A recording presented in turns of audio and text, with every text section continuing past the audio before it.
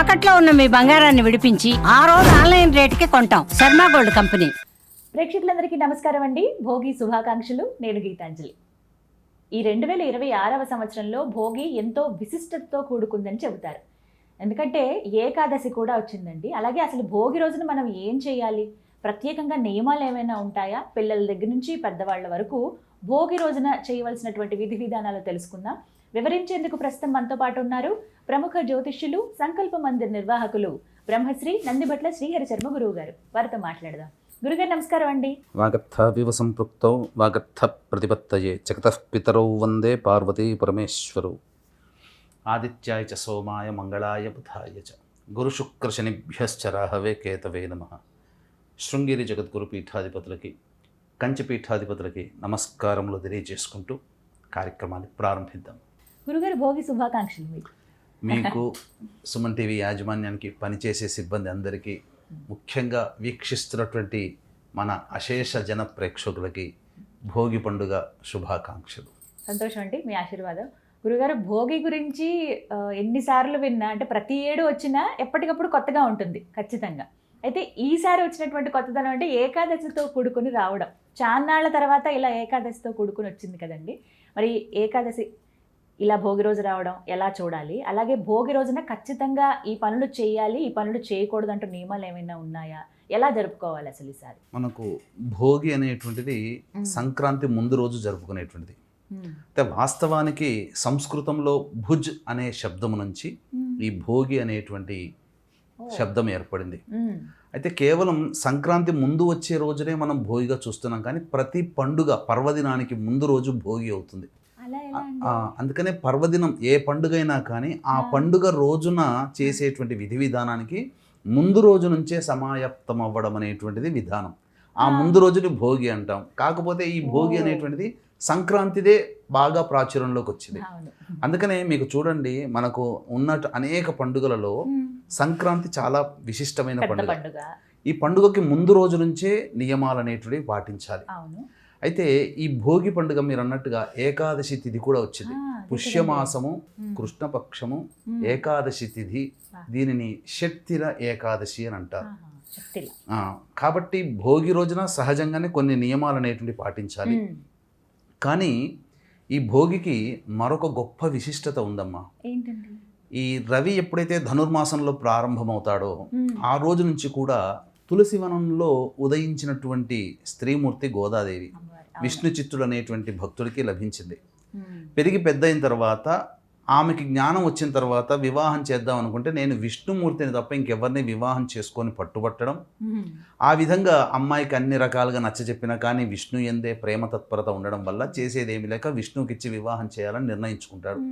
ఇక తన భర్తని పొందాలి, విష్ణువునే పొందాలనే ఉద్దేశంతో రవి ధనుస్సు రాశిలోకి ప్రవేశించిన దారభ్యత మొదలు 30 రోజుల పాటు ఒక్కొక్క పద్యాన్ని, దాన్నే పాశురం అని అంటారు.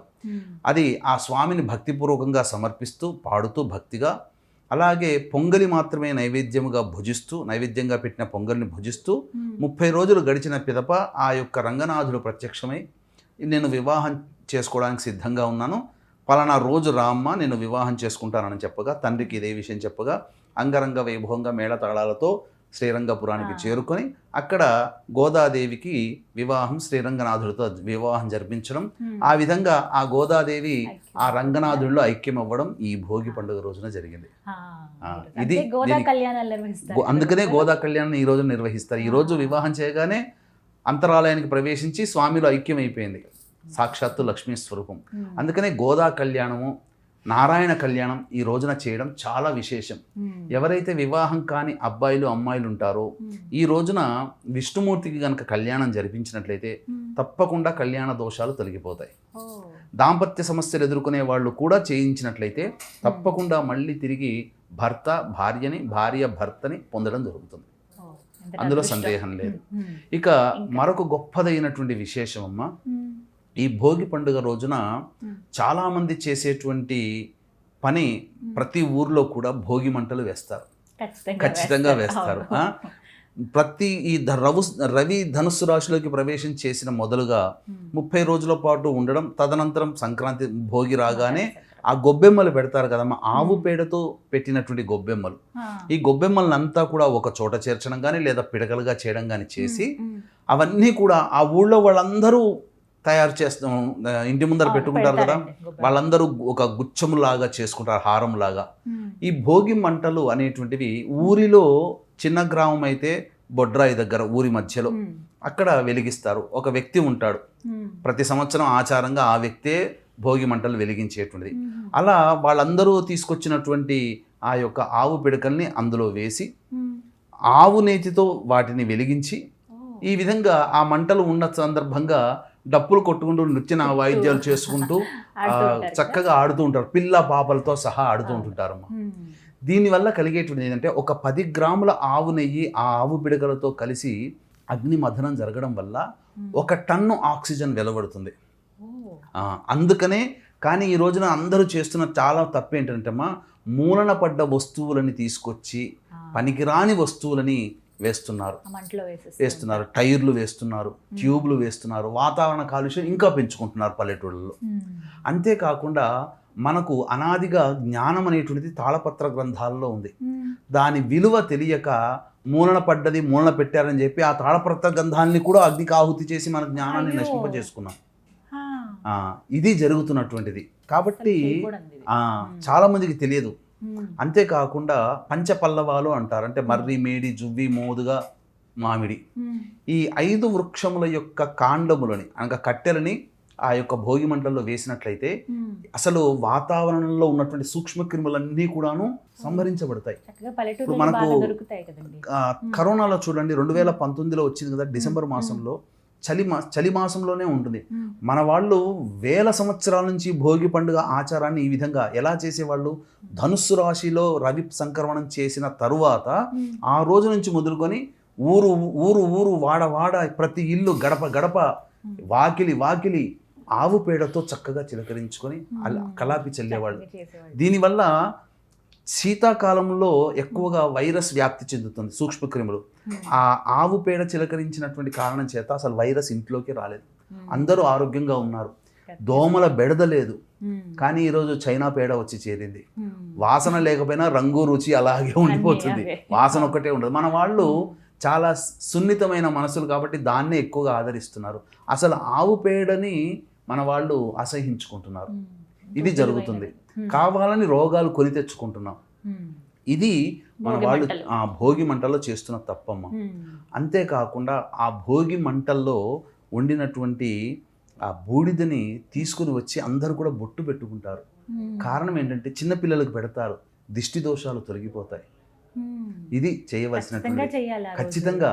అందుకనే ఆ విధమైనటువంటి ఆచారం ఆ సాంప్రదాయం వస్తుంది ప్రజల్లో. కమ్యూనిటీ లాగా ఉన్న వాళ్ళు కూడా సిటీల్లో కూడా ముందు రోజు అన్ని ఏర్పాటు చేసుకుని చక్కగా ఇలా మంటలు చేస్తున్నారు.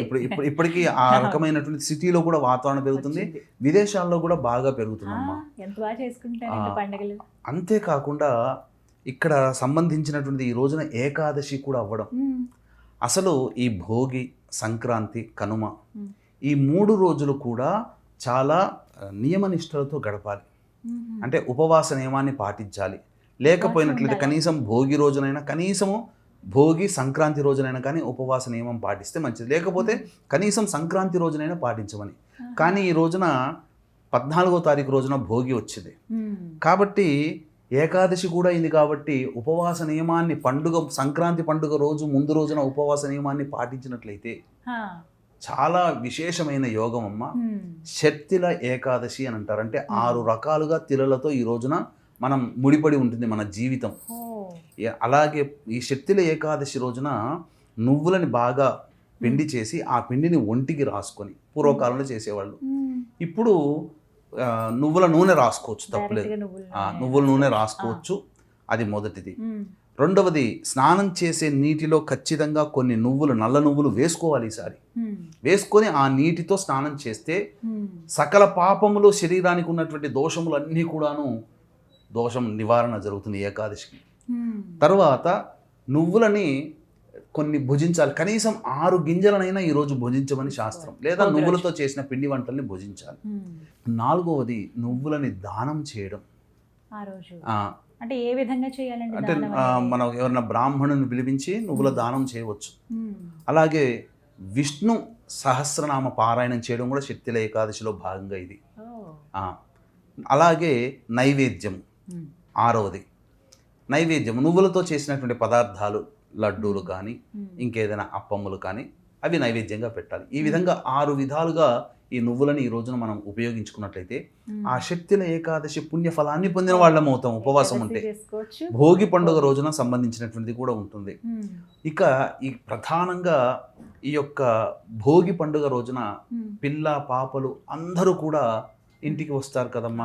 ఆడపిల్లలు, అందరూ అల్లుళ్ళు ఉంటారు ఇంట్లో. అందరూ ఉంటారు. మ్మ్. కాబట్టి సరదాగా సంతోషముగా మ్మ్. గడిపేటువంటిది ఈ భోగి పండుగ. ఎందుకంటే మనది వ్యవసాయకమైనటువంటి దేశము కాబట్టి ఆ వ్యవసాయకమైనటువంటి దేశంలో వ్యవసాయమే ప్రధానం కాబట్టి పంట చేతికి వచ్చి ధనము నిండుగా ఉండేటువంటిది.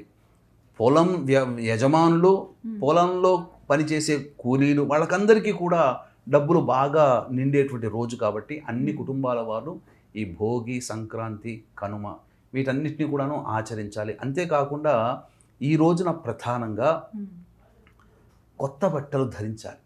ఈరోజు సంక్రాంతి అన్ని కొత్తవి, మ్మ్. అంటే పాతవి వదిలిపెట్టి కొత్తవి స్వీకరించాలి భోగి. ఎందుకంటే సంక్రాంతి రోజున ఉత్తరాయణం కదా ప్రవేశం చేసేది రవి.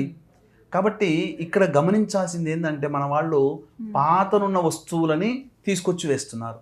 కట్టెలు, మంచాలు ఏవి పడితే అవి తీసుకొచ్చి అందులో వేస్తున్నారు. పనికిరాని ప్లాస్టిక్ వస్తువులు మనం ఎప్పుడో ఉపయోగిద్దామని చెప్పి ప్లాస్టిక్ వస్తువులను పెడతారు. పనికిరామని చెప్పి భోగి పండుగ కోసం కూడా వాటిని దాచిపెట్టే వాళ్ళు ఉన్నారు. మ్మ్.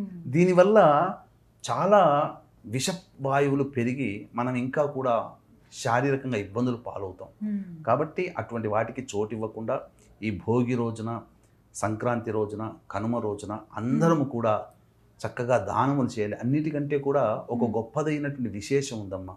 మ్మ్. ఈ భోగి రోజున వామనావతారం ఎత్తి మ్మ్.